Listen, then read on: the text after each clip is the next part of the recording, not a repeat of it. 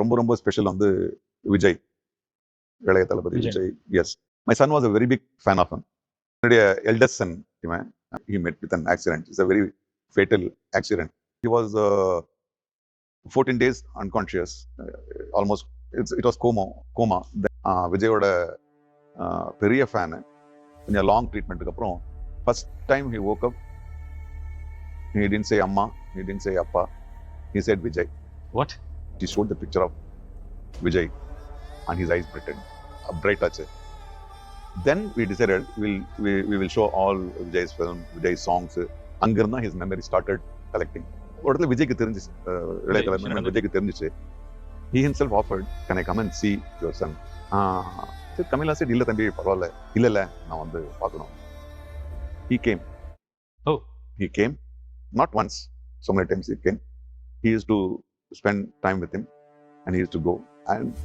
And of course, he plays a very important role in my life and my Faisal's life.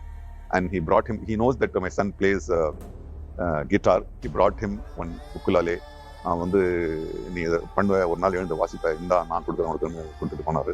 உங்களோட என்னாச்சுன்னா அவன் வந்து ரொம்ப ரிலக்டண்டா வந்து பிசியோதெரப்பி கோஆப்ரேட் பண்ண மாட்டேன்னா. We asked a video of Vijay. Faisal, you have to do physio. You come up, should you not walk with me? என் கூட வந்து நடந்து வரணுமா, என் கூட டான்ஸ் ஆடணுமா, physio பண்ண, will be all right. We made a video that helped him a lot. So அவனுக்கு என்ன ஏதுன்னு ஞாபகம் இருக்கும், ஏறக்குறைய ஞாபகம் இல்லைன்னு சொல்ல முடியும். பட் விஜய் பத்தி பேசும்போதெல்லாம் வந்து he'll get curious. Then இந்த மாதிரி பார்ட்டி சேர்ந்துருக்காரு, இது party. Then he expressed himself. He cannot talk. He expressed himself.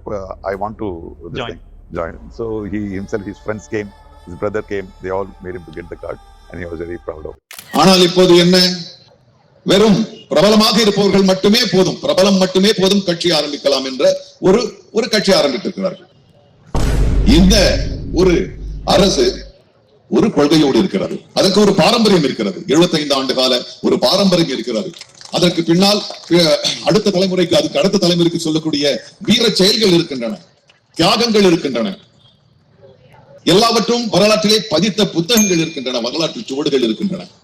ஆனால் படங்களின் பட்டியலிட்டு இதனால் நான் அரசு அமைப்பேன் என்று சொன்னால் அது எனக்கு தேவையில்லை.